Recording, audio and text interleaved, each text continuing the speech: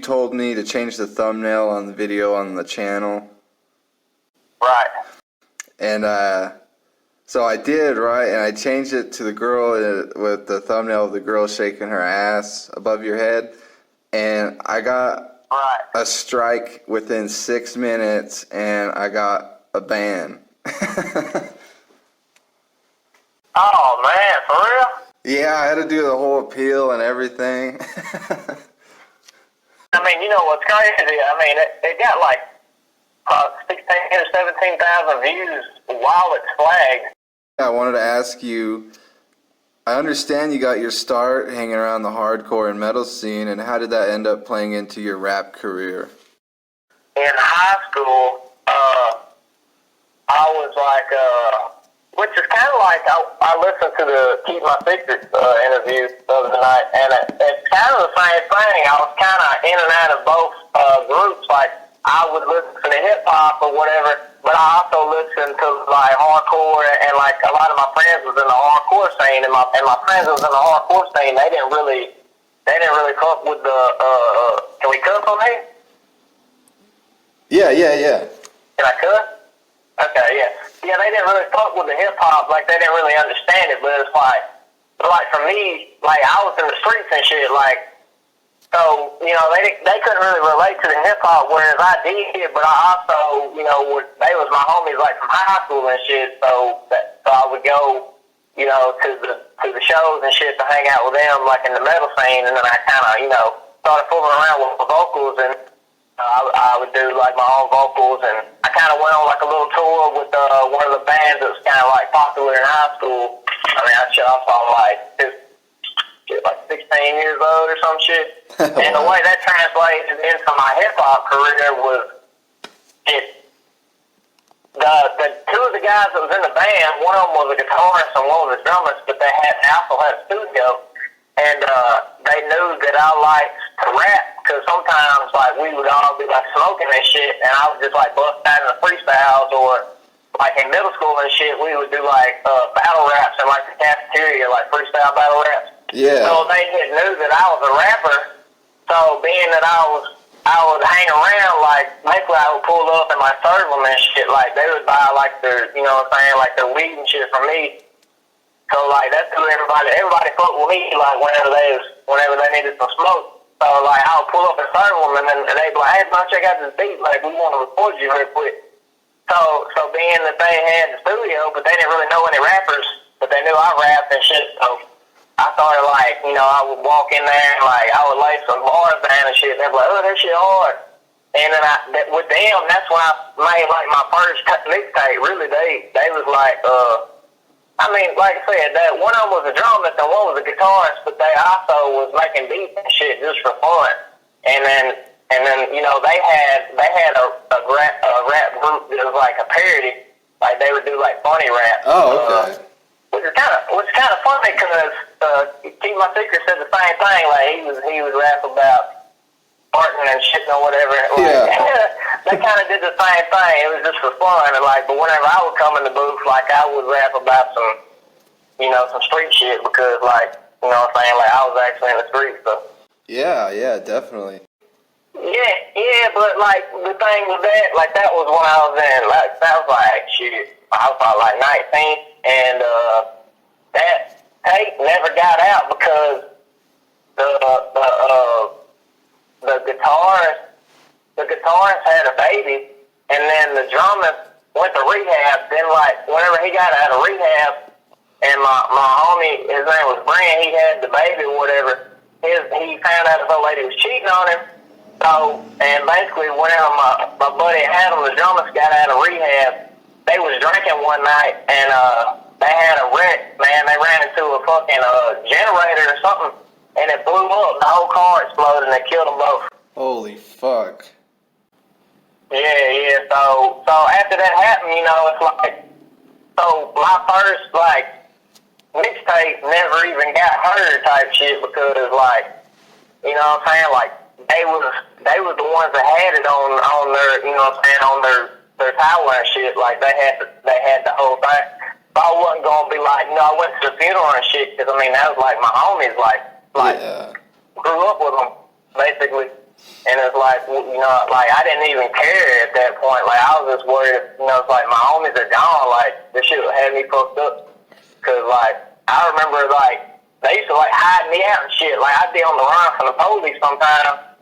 And I'd pull up and, like, they had, like, a shed down in the woods. I'd hide in that hole. Like, I was sleeping in that mud, like, 2 or 3 nights. I don't know. Shit crazy. And then, like, whenever that happened, I honestly didn't even care about music anymore. I would say probably about for like 7 or 8 years. Yeah, I didn't start rapping again until like 3 years ago. Damn, no shit. Uh-huh. And that's one thing I was gonna ask you about is you were the drug dealer for the band you were on tour with, and how was that experience, and what did you learn from all of that? What did I learn? Well, at the time I was so young that I really didn't really think about what all we was really achieving. And it was crazy because we had music. When I say they, it was like, I was like with them, but like I wasn't really like I was like a backup vocalist. Okay. But like I had some shit with the guitarist and the drummer that, that I did vocals on or whatever. It was like, but the main vocalist was my homie named Colton Taylor. And so but they would always take me with them and shit. But like I had shit we was working on, but like I said, it never even got done. But like sometimes we would do dual vocals, like they would need 2 vocalists for some of the songs. You know what I'm saying? So we never even got to record. They never even got to record any of the music because, we was in high school, so I think we was all broke. We didn't even have no way of even. Right. And this was like 10 or 12 years ago, so it wasn't even really.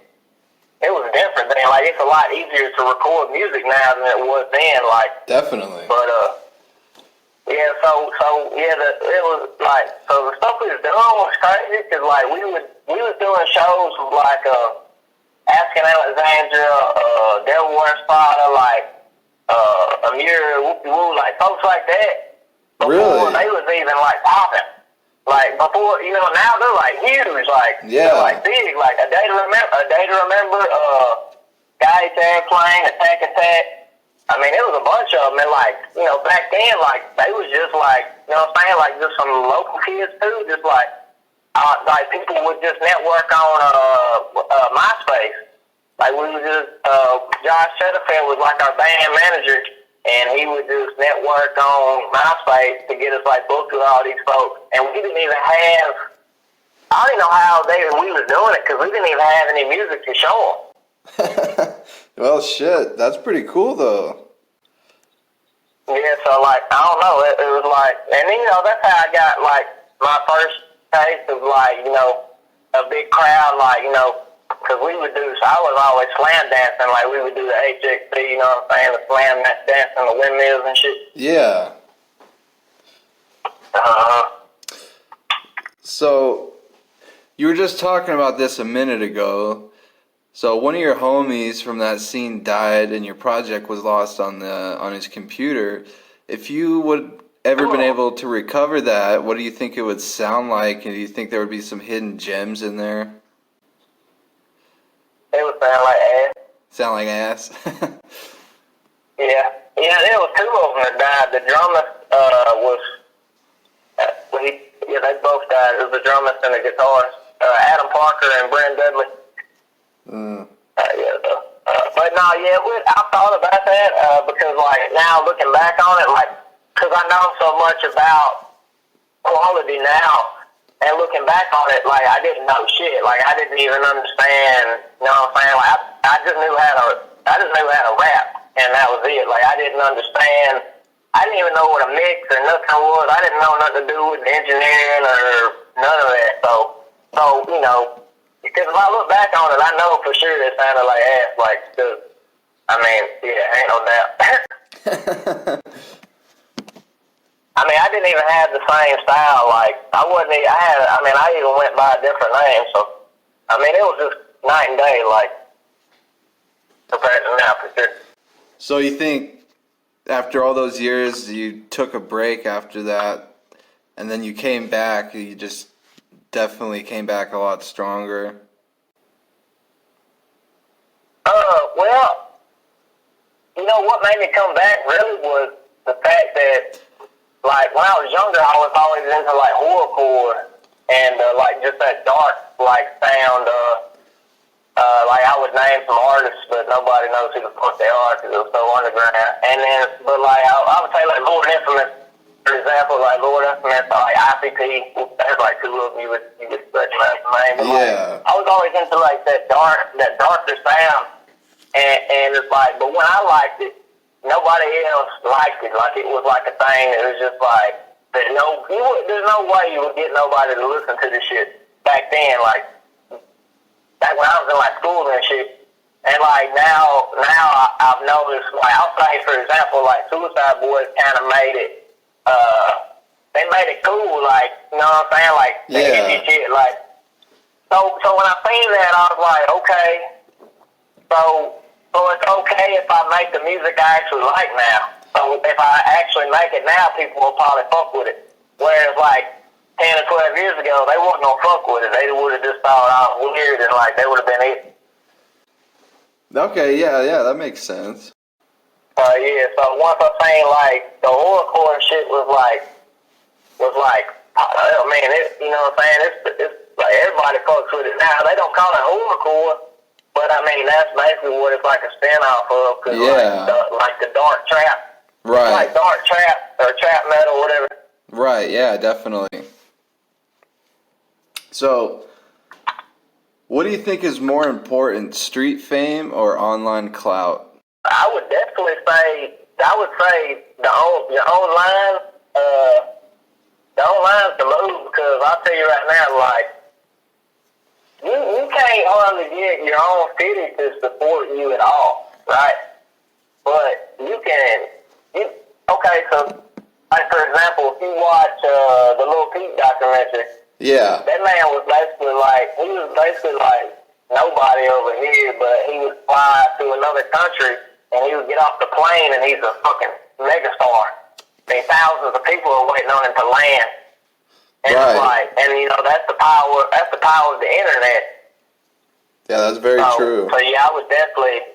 I mean, cause it don't matter how many shows. You know, I did I would say like 50 shows and like right before Corona, like in just in the Memphis area. And I mean, sure, like that gets me popping like in the Memphis area.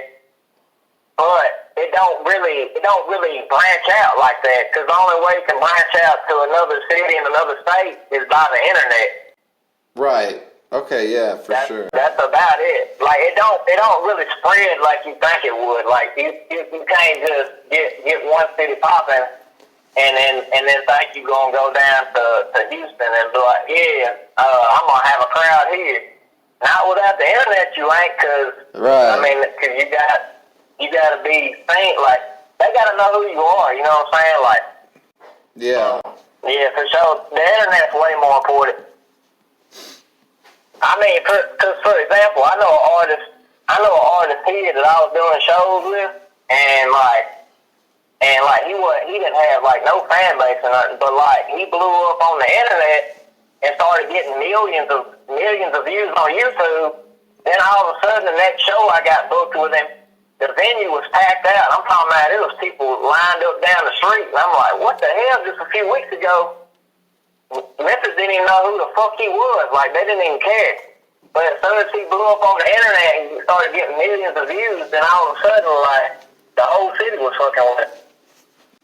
Yeah, that's crazy how that shit works.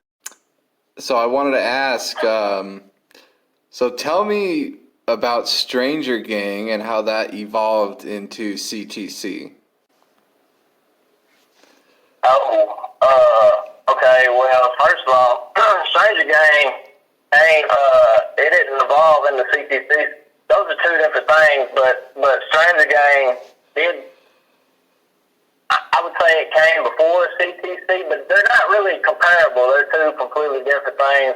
But Stranger Gang was, so basically what Stranger Gang was, so during the time period, you know, like you had like the Buffet Boys, like posse, shit like that. So Yeah. I was like, okay. So I was like, I know what I'm gonna do, cause I would like study this shit on how all these people like. Basically, you get one artist that's got a fan base, you got another artist that's got a fan base, and like then they start sharing each other's shit. Basically, you know what I'm saying? You're right. And if they're both on the same level, then they'll both like, you know what I'm saying, grow together. Well, so then, you know, I was like, okay, so what I need to do is I need to put together a collective.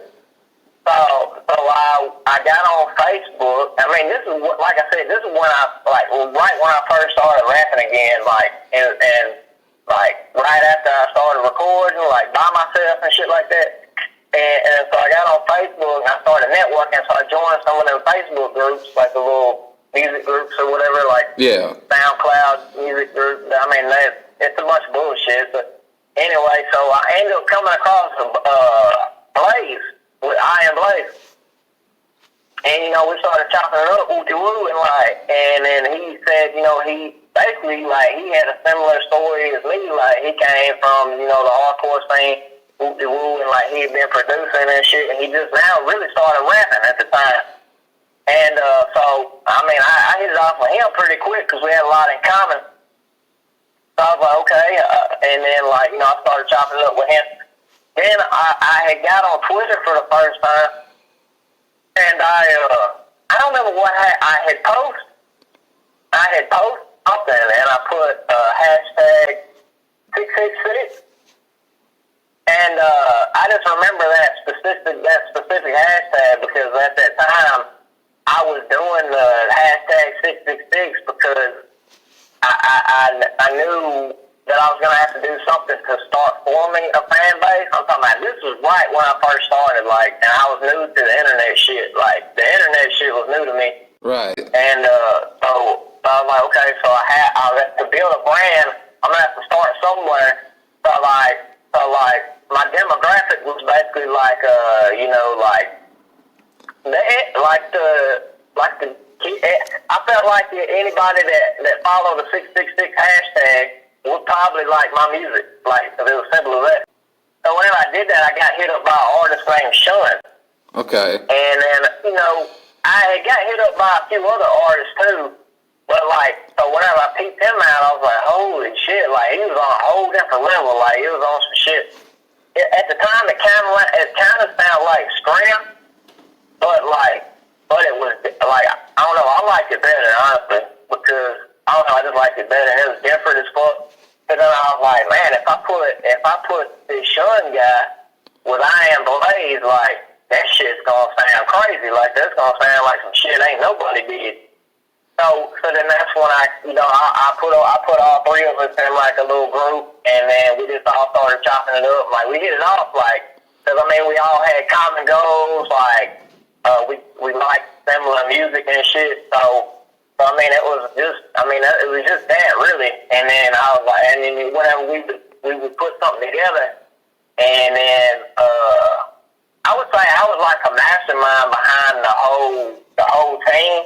Right. But they're the ones that really did everything. Like, to me they was the better rappers. You know what I'm saying? Sean was a producer. And Blaze, he was a producer, so, like, you know what I'm saying? So, really, I had, you know, producers, you know what I'm saying? But, so, I feel like, to me, they brought more to the table than I did. I just had, like, this concept and a vision, and we, you know, without them, it would have never really happened. And then once we put the sound together, it was just crazy. Like, then we just started dropping shit, and whenever we would drop shit, all three of us would share it to what little fan base we had at the time. Yeah. And then and put it on Reddit and shit like that. And then we would get, like, at the time, you remember,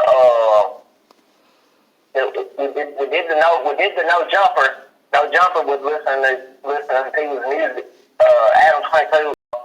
And, like, I mean, I felt like we gained traction really quick as soon as we put that, like, trio together. I mean, we had our own SoundCloud. We each had our own SoundCloud, but we also had the Stranger Gang SoundCloud. And, I mean, whenever we would drop something, I mean, it was like we was getting, like, 1,000 views, like, pretty quick. compared to whenever we would drop like our solo work, which was strange. It felt like we was getting more traction on our group project than we was our solo project. But yeah, I mean, so anyway, so that's what Stranger Gang was. I mean, it was probably just we probably only had like 10 songs, and then we kind of just decided to split off and do our solo shit, really. Okay, but we all feel cool, though. Explain what your involvement was with CTC and what happened and how that all went down. Alright, so CTC, I explained what Stranger Gang was, but CTC is just letters in an alphabet. I'm just kidding. Alright, no, but CTC you got, and there's two different CTCs, technically. There's, Cut the Check, which is the clothing brand, and then there's Cutthroat Click, whereas like they're kind of one and the same, or they was at one time.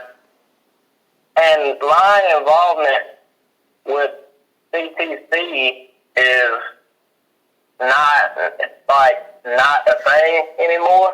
Right. But at the time, basically what had happened was my homie Iron Blaze. He I'm not sure how it happened or whatever, but he started networking with a guy named Chris, which is the owner of CTC's clothing brand. Yeah. And basically, I guess he basically like sponsored him, or they had like a partnership or like cross promotion, basically. Okay. And so basically, whatever Blaze was with, or whatever Blaze did, I supported it as well. So, you know what I'm saying? So Blaze, you know what I'm saying, he chopped it up with me, told me everything, whoop-de-woo. So I'm like, okay, so if you're going to rock CPC, then, you know what I'm saying, I'm going to rock this shit with you, like, to the fullest, because that's what I do. Yeah. And so, you know what I'm saying, so he started rocking the gear and shit, and whatever. CPC had, like, this little filter you could put on your picture and shit, like, I put the filter on my picture, you know what I'm saying, I put CPC up on the top of my page, whoop-de-woo. It was like there was like a collective of artists, which was Cutthroat Click, which was, it was like Blade, me, Pathos, Space Ghost, Dark, just a few other artists. Yeah. But it was never like an official thing, I wouldn't say, other than there was a few artists that Cutthroat Click, the clothing brand, would have on their website. And Blaze is like your number one, like, official artist under the Cutthroat Click brand. Right, I noticed that, yeah. And so he was on the website, and I guess I think Pathos, Space Ghost from Canada, that's one of my buddies, he was on the website as well, and then a few others, like one or two other ones. Yeah. There was like a group of us that we called ourselves the Cutthroat Click, or people would call us the Cutthroat Click, whatever. And that was kind of like a spin-off of the clothing brand. But, we would all like promote the clothing brand while we all cross-promoted each other's music as well. You know what I'm saying? Like, I would drop something, all the members would share it, woo-de-woo, Blaze would drop something, everybody would share it, and,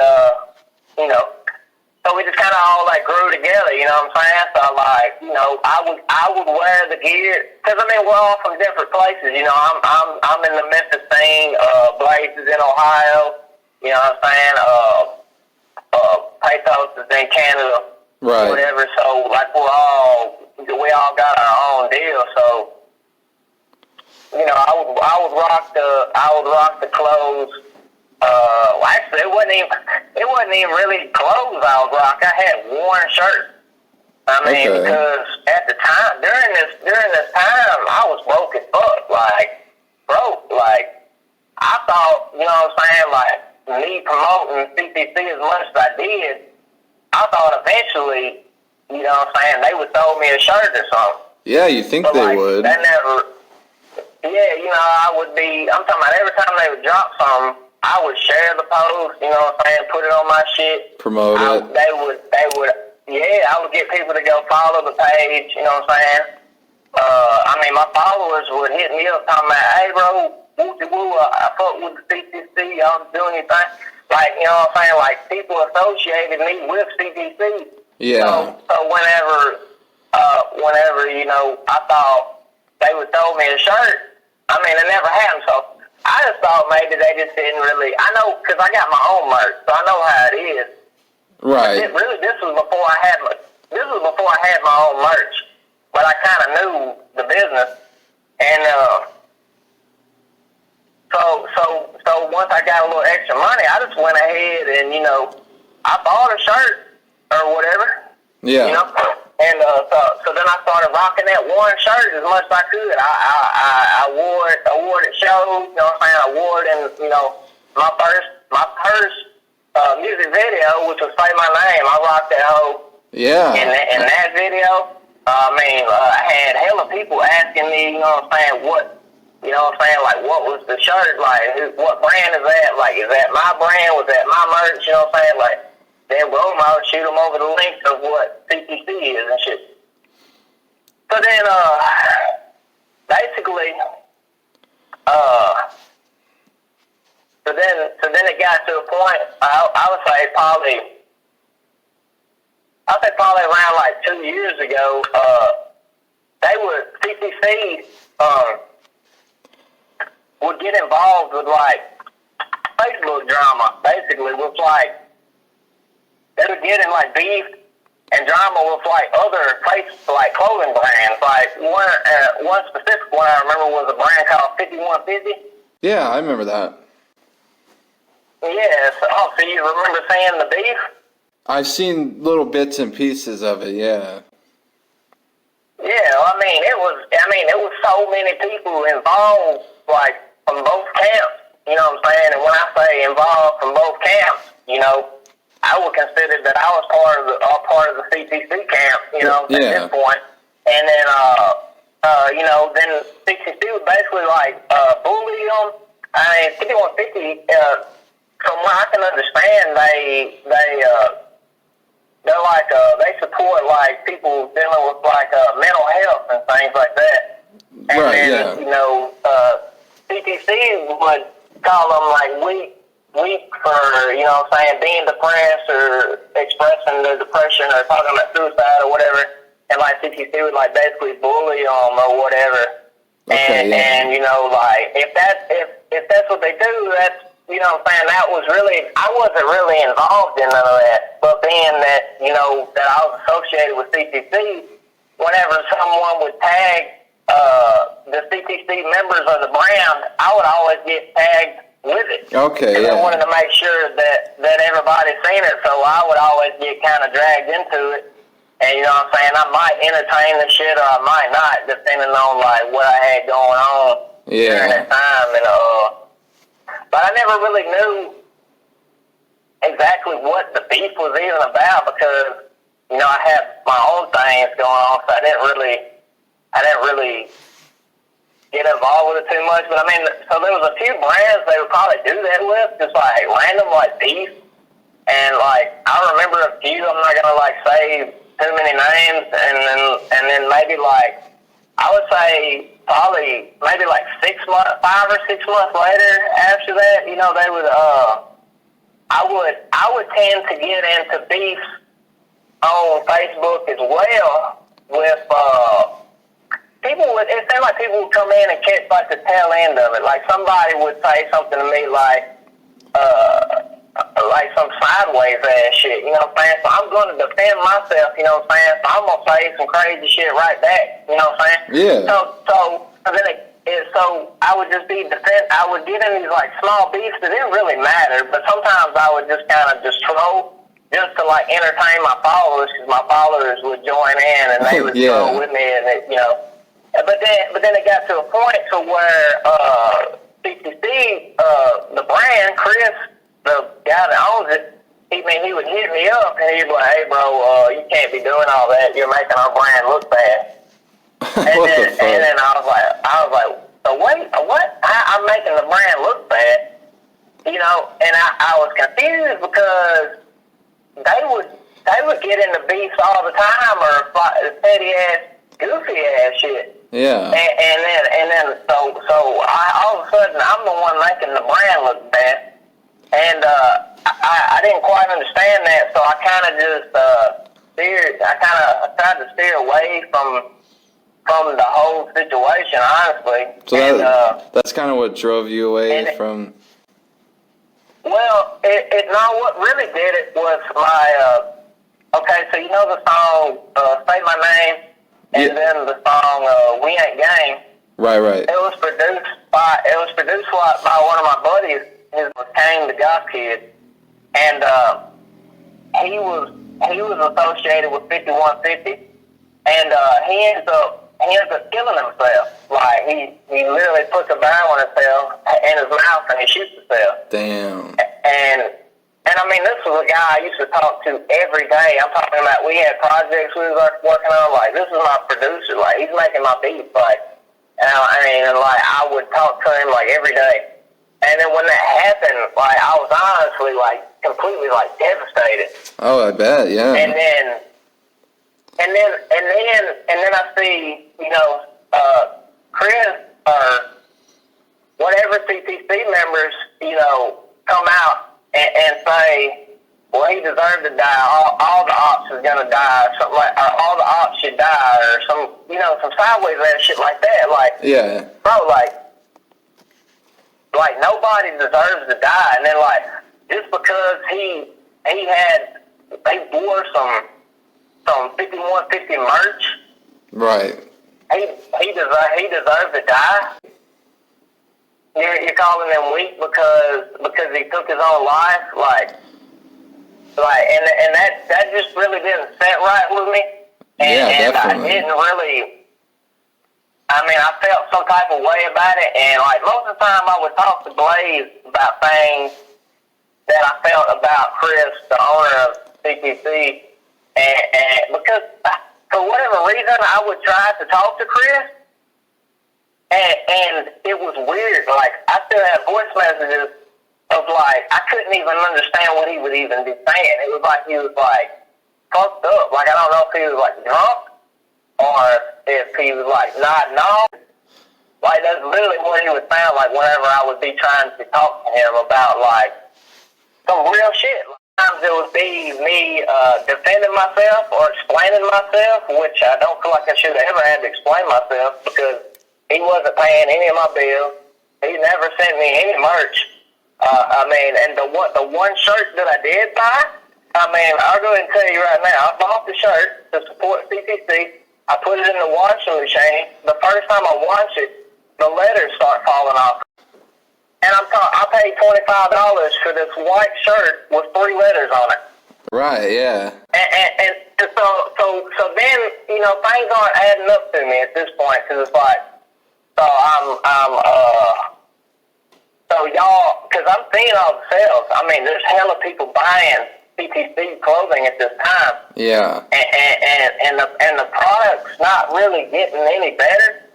And then I'm just confused at this point. And I'm really, and when I hear how he's speaking, like he's mumbling, he's not talking clearly. He sounds like he's like, I'm not saying he's still like this, but at this time, he sounded like he was not doing too well. Like he sounded like he was. I'll just say he sounded sick or something.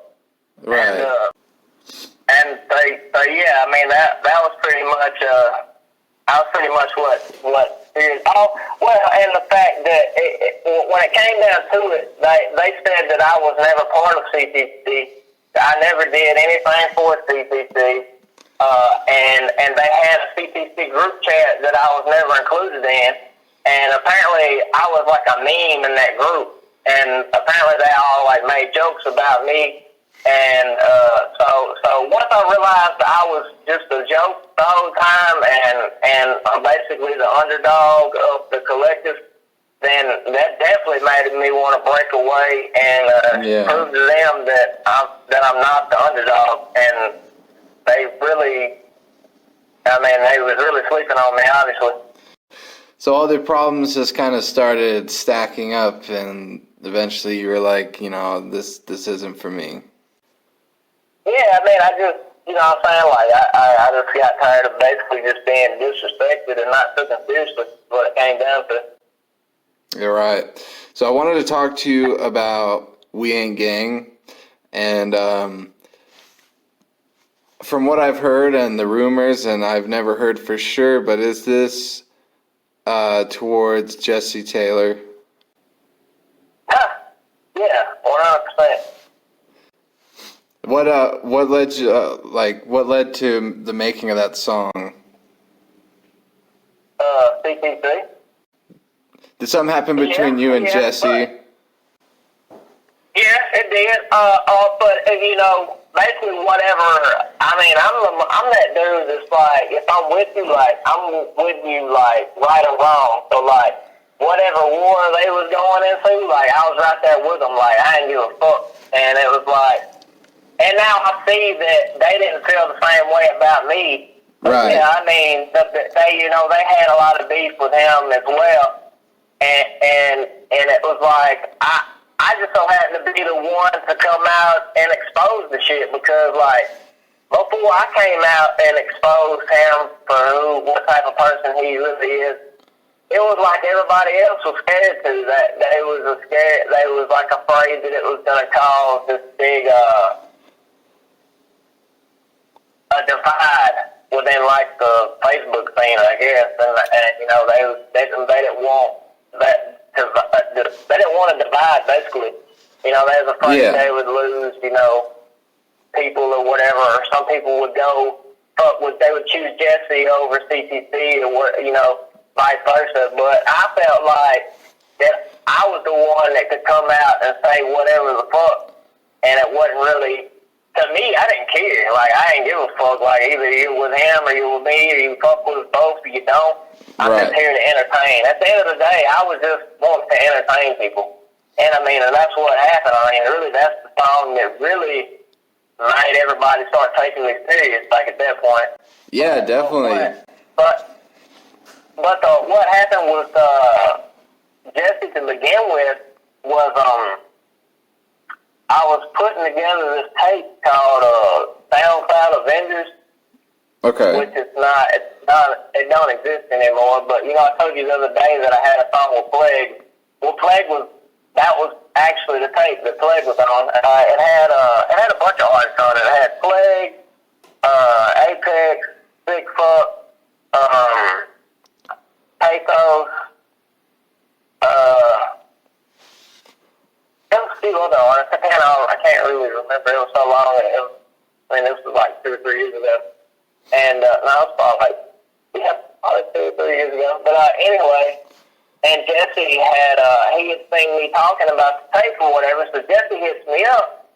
He's like, hey, bro, he's like, what do you think about me being on the tape with all you guys? And I'm like, yeah, I mean, we can probably do that. That'd be cool. Yeah. And, so I had got a beat specifically made for him to come in and do his yelling shit or whatever. Right. And it was actually the song with Plague. Yeah, that's what it was. So it was gonna have me, and then Plague had the beat changed, and then Plague was gonna start chopping, and then the beat changed to like a breakdown, and then Jesse starts screaming a breakdown.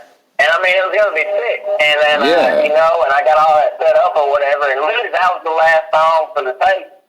And then Jesse just kept bullshitting. It was just something different every day of why he didn't record the verse or whatever. So basically, he asked to be on the tape, then prolonged it releasing. Like he literally held up the whole thing. Right, and then he would start making posts. Saying some crazy shit like that I begged him to be on the tape or whatever. Prior to that, I had no idea who he was. The only way I knew who he was because he had a song with Blaze and he had a song with Apex, and Apex, aka Milky, is my sound engineer. Right. So I usually keep up with his stuff. But if it wouldn't have been for those two things, I would have never even heard of the Heathen Kid. And so, I mean, being that he was associated with both of them, and he hit me up, I was like, yeah, dude, like, you can hop on it just because he had those songs with them. If it wouldn't have been for that, I would have been like, no, I don't even know who you are. Right, but, right. But yeah, so then, you know, then he tried to turn it around saying I begged him to be on the tape and that the whole tape is a fluke and that I'm using everybody, I'm clout chasing. The only reason I put all these artists on it was clout chase or whatever. I mean, I can't really remember, but it was along those lines.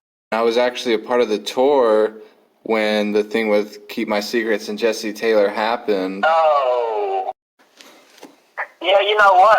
When that happened with the tour, I seen that, and I wasn't following Keep My Secrets. I didn't even know who he was. And I had seen somebody share the post, and just because they said that Jesse had did the whole deal, it was just like, I fucking knew it. Like, I don't know why everybody, like, I exposed this motherfucker for a reason. Yeah. And then people are still fucking with it. So, you know, when I seen that, I was like, man, fuck that. I gotta help these guys out. So, yeah. So I sent, so the first time I ever talked to Keep My Secret was because I asked him for his cash app so I can send him some money to help you guys get home. And we've been chopping it up ever since, basically. I guess I'll come out and say this too. So We Ain't Gang also, I don't know how much you pay attention to it, but like towards the end of the song, it's actually not about Jesse. It's about two different people. 75% of the song was about Jesse, but then do you hear the part where it says it's like the song stops and then there's a guy talking? Yeah, okay, yeah. Okay, so the guy that comes in and talks is that's actually Bill Flavor. Oh, really? Yeah. So toward the end of the song, it's actually about Bill Flavor. I mean, you can go back and listen to it now. Yeah, because I had the same that happened with Bill Flavor as well at the time, but it is what it is. I was pretty much immature to the business aspect of everything, and I kind of grew. I kind of grew, like, and I started understanding the business more, and you know everything has got squished. Like, I'm actually homies with Bill Saber now. I mean, you know what I'm saying? Like, yeah. Like, to me, the song I had with Bill Saber is probably my top two favorite songs I did. And when I dropped that song, it also shocked a lot of people because they knew that I had felt a certain type of way about Bill Saber in the past. Right. And another reason why I did it, just to show, like, hey, look, shit can be squashed, and like this is the outcome. You know what I'm saying? Like, if you're grown up about it, like, this is what the outcome can be. And some people got mad about it. They're like, bro, I can't believe you did that. Ooh, like, fuck that. Fuck Bill Saber. And I'm like, well, if that's how you feel, like, hey, I mean, whatever. Like, I fuck with Bill Saber, so like he's one of the only, like, underground artists, like, that I actually listen to. Well, yeah, I think it's great that you guys made amends. I think that's awesome. Man, it's fucking insane, dog. Like, it's like, I mean, even the people, like the shows I did, like, for example, I can even think, when I was a kid, I could think back, man, it would be so cool if one day I could grow up and become a rapper and do a show with ICP. Right. And the fact that I made that happen, like, within, like, the first 3 years of my career, like, I'm still, like, blown away that, you know what I'm saying, that I could even share a stage with somebody like ICP. Like, that is fucking insane to me. And then again with Riff Raff, as far as me actually building, like, a relationship with, like, Memphis legends, I didn't really foresee that. Like, that wasn't even a goal. Like, I always thought, that would be cool. Like, because, let's say, for example, Suicide Boys, they go and they'll sample, you know, Lord Infinite, Skinny Pimp, Whoopie Woo. Yeah. And my whole thing was, I was like, well, I'm in Memphis, so if I play my cards right, and, like, fuck sampling these guys, like, I want to actually, like, you know what I'm saying, do a collab with them. Yeah, like, for sure. I want to sample them, but then turn around and put them on the song that I just sampled one of their old songs from the 90s, like, and as far as I know, I'm the only person that did that yet. Yeah, that's the only person I've heard so far, yeah. And it's kind of it's being slept on because nobody's really paying attention yet. But they will. I mean, the people that are paying attention, they're kind of connecting the dots, and they're kind of, I mean, some people hit my DM and they're like, bro, I can't even believe that. Like, that's insane. And, Yeah. You know, but I think everything, it'll come to light soon enough. People will wake up. Oh, definitely. I definitely could see that happen. But yes, you know, Skinny Pimp, like, for instance, you know who King Pimp Skinny Pimp is? Yeah. Okay, so yeah, like, I mean, it's so crazy. Like, I got his phone number. Like, I can, like, as soon as I hang up with you, I can call him and like, hey, what's up, bro? Like, can I slide through? Yeah, come on. Like, that's how crazy it is. Like, and I never would have expected this. Like, that's a fucking Memphis legend. Like, Oh, I mean, definitely. He did shit with like 3-6. He did shit with 3-6 Mafia. Like, he was with 3-6 Mafia. You know what I'm saying? He's got music with fucking Gucci Man, and like, he's the one that. He was the first person to record Yo Gotti. And, like, the fact that like, I'm homies with him, or he's, like, my OG, basically. But, yeah, it's fucking mind-blowing. It's a blessing, really. I mean, I don't even know what else to say. Like, it's fucking insane. Like, it blows my mind. I don't even know how to comment on it. Yeah, I think that's awesome. So... what is the craziest thing that's ever happened to you at a show, a party, or on the streets? Can you just give us a real wild story? When I did at the ICP show, actually, so ICP comes to Memphis or whatever. It's the Killjoy tour. It's ICP and 3-6 Mafia and Ouija Mac. And so the venue is Growlers. As soon as they get booked, you know, I hear about it and I'm like, bro, they have to put me on the show. There's no other Memphis artist that needs to be on the show more than me. I could agree with that. And sure, I could agree with that. And then sure enough, the guy that owns the venue, or he's part owner.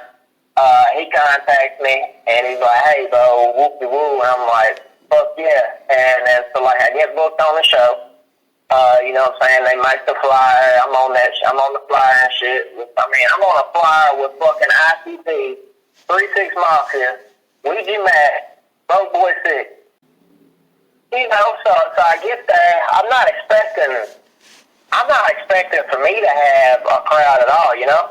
I know some of the locals that come to all the shows, you know, they go to all the shows, so, you know, I know there's going to be about 10 people there that know who I am, right? Okay, yeah. So after I get done performing or whatever, I get off stage, so I walk over, so I go, Ouija Mac is he's in, like, the booth where, like, you just, like, chill and, like, talk to fans and shit. Yeah. So I go over and just sit down with him. Do you know who Ouija Mac is? Of course I do. Okay, yeah. Well, a lot of people call us twins. They call us the underground twins. Like, nice. And that's how he heard of me, and that's how I heard of him. Prior to that, we never heard of each other. I'm not saying we're on the same level. He's light years behind me, but I mean, that's my homie and shit. But anyway. So I go and sit down beside him, and I don't realize that there's any kids in this venue at all. Like, it didn't even cross my mind of a kid coming to one of my shows. That never crossed my mind at all. Like, up until this point, I never thought, like, yeah, you know, I think a kid will come, like kids will come see me. You know, because like when I was a kid, like I used to bump ICP and shit, but I never got to go see them. Right. Until, like way later, you know. And so this kid comes walking up, and he's got a hat in his hand, and I'm like, okay, he's gonna walk over here and say something to Ouija. So I look at Ouija and I think Ouija's thinking the same thing. I mean, mind you, this is the only kid in the whole venue. I mean, there's probably 200 people here. Right. And I mean, if there is another kid, I'm not aware of it at this point. This kid walks up, and Ouija's probably thinking, yeah, I guess I'm about to find an autograph for this kid or something. And he walks over to me, and the kid asks me for an autograph. I mean, you got fucking ICP, 36 Mafia, Ouija Mag in the fucking building. I mean, everybody there basically except for Juicy J. And out of everybody, the kid asked me for an autograph. Yeah, that had to feel great. No, I was blown away. I was like, I even asked the kid, I was like, are you sure? Are you sure I'm who you think? You know what I'm saying? I'm like, are you sure I'm who you think I am? He's like, yeah, you know, I love the video with the pickles and shit. Well, he didn't say it like that. I mean, however he said, however kids would say it. Yeah. And I was like, no, I couldn't believe it. And I was like, all right. So, like, I signed his hat or whatever.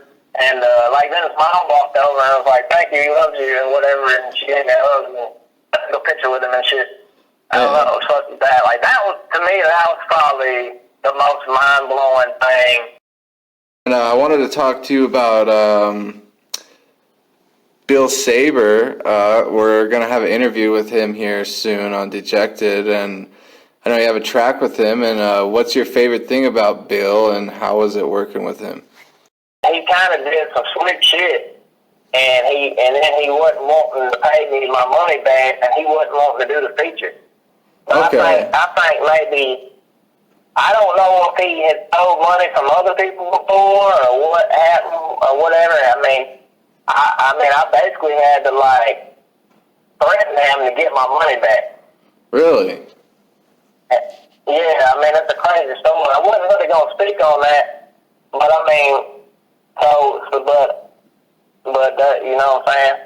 So, once, you know, I had brought that back up to him whenever I was getting ready to see if he was going to fuck with me on a verse. Right. And, I mean, and then I guess, like, that was so long ago, maybe he also matured as an artist. And, you know, he was just like, whoop-de-whoop, and, you know what I'm saying?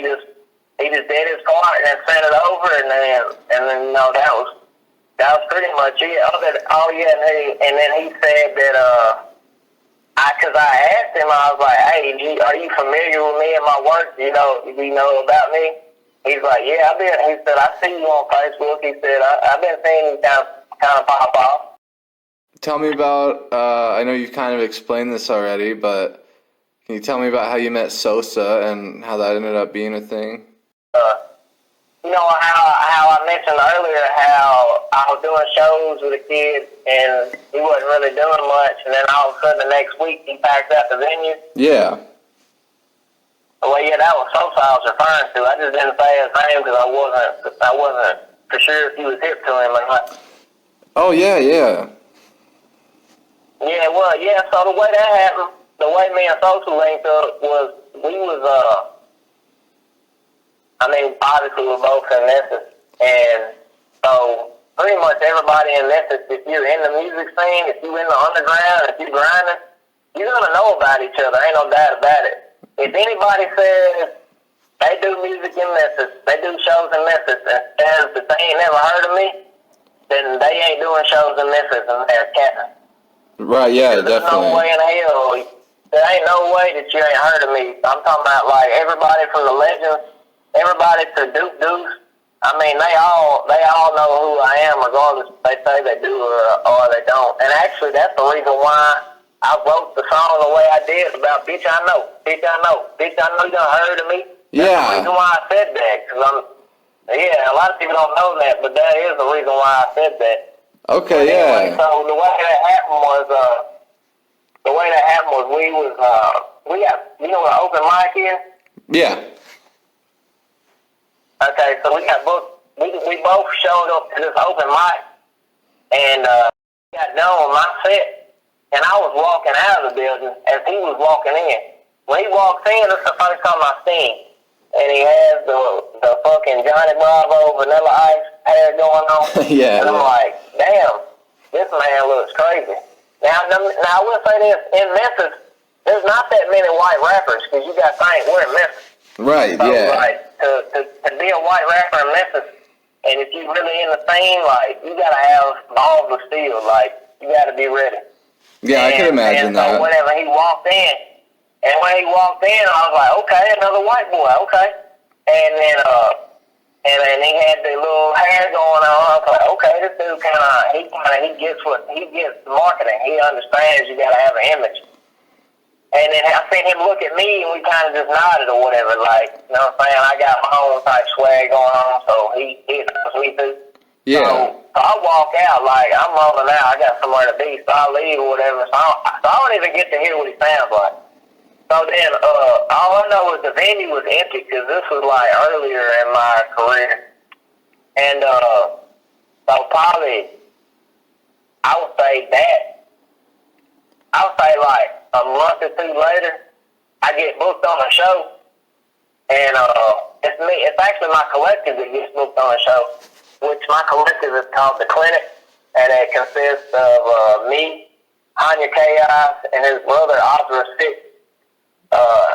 And Oscar 6, he actually does graphics for pretty much all the artists in Memphis. Like, I'm talking about anybody from NLE to Project Pat. Oh, really? That's dope. Yeah, and like that's one of our that's my bro. Like we're in the collective together, and like we really ain't even spoke on none of that yet, but it'll come to light soon. Anyway, so my collective gets booked on the show, and we get there, and this hole is packed.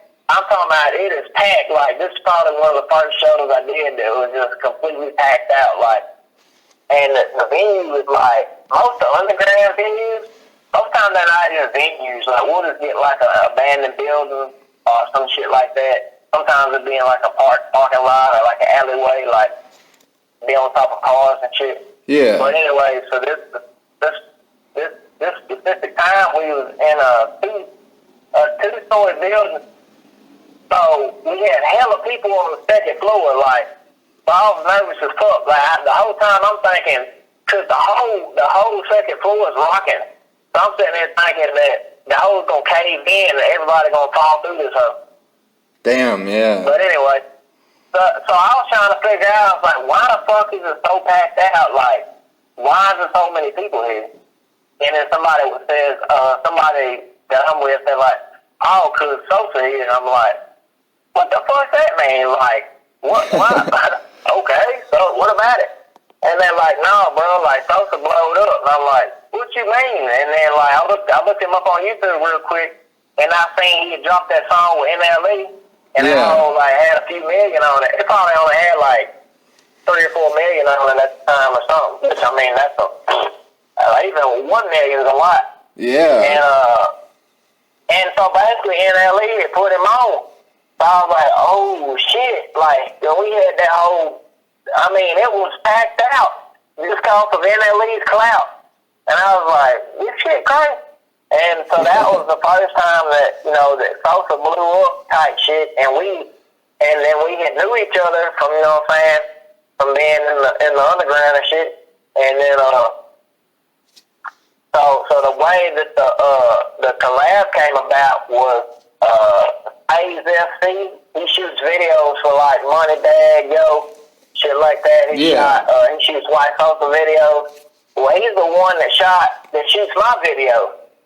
Oh, okay, dope. He was shooting one of my videos, and then they was like, basically, it's him and it's another guy shoots videos that's with him. His name is Ghost, and he said, hey man, I got an idea.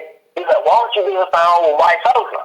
And I was like, I don't know. I didn't really think about it, cause like I just didn't think about it, you know what I'm saying? Because our sound ain't really the same. And I was like, yeah, it didn't really cross my mind. And then when he said that, it really got me to thinking, like, okay. So at the time, I had this option that I could get a feature from NLE, White Sosa, or Big Boogie. Ooh. So I ended up getting one with White Sosa because to me it seemed like it was gonna be the best option as far as like being marketable. But Right. just because he's a white rapper, I ain't not to be on no racist shit, but like I felt like if people was fucking with him being a white rapper, then they might fuck with me. You know what I'm saying? And really, I'm gonna drop something else that people probably don't know because I ain't really spoke on it because I didn't want to embarrass nobody or nothing like that. But anyway, so if you go watch the video, you see that there's crowd shot. Yeah. You see that like there's a bunch of people in the crowd, like we got the whole packed out. Right. And if you really look at the camera angles and shit, whenever folks was on the stage, we actually go shoot. White Sosa had a show on last Christmas with Lil Cat. Okay. And I was thinking that if he had a show with that, it was gonna be packed out. So I got my town crew to pull up at the show, and I was like, okay, we'll shoot it here because he's gonna have a big crowd, and we'll get some good crowd shots. So when we get there wasn't nobody in that hole. So basically, Sosa performed, and there wasn't no crowd.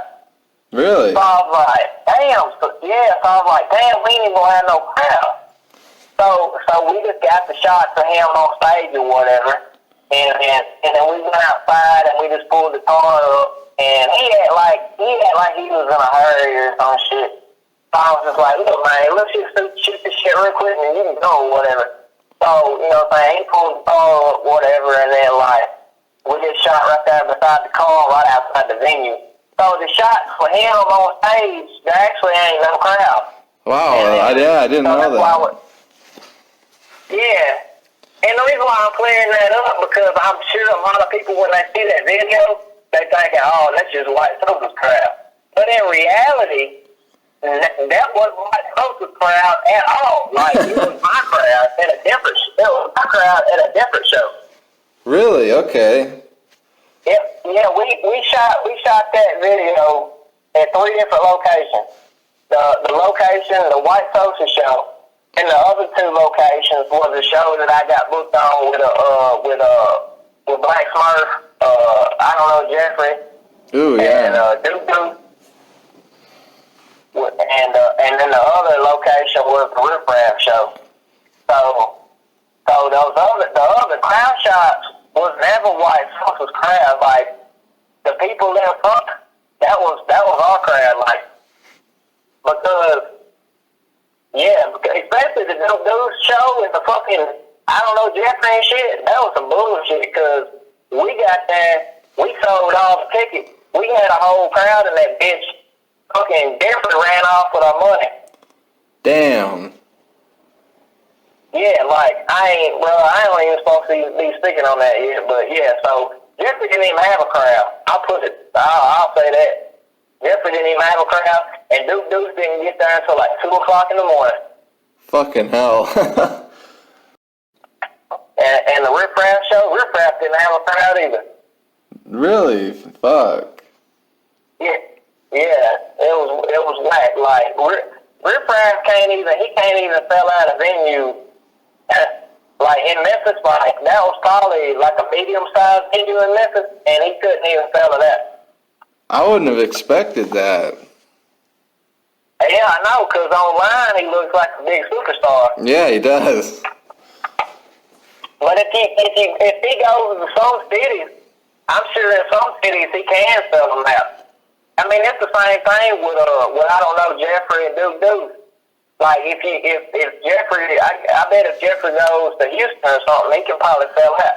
Right. But in Memphis don't really fuck with Jeffrey like that.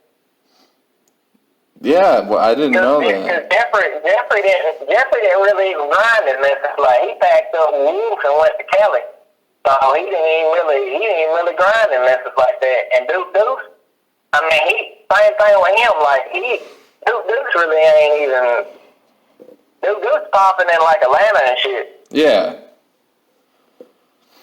Yeah, that's interesting. Yep. I didn't know that. So, Yeah, I know.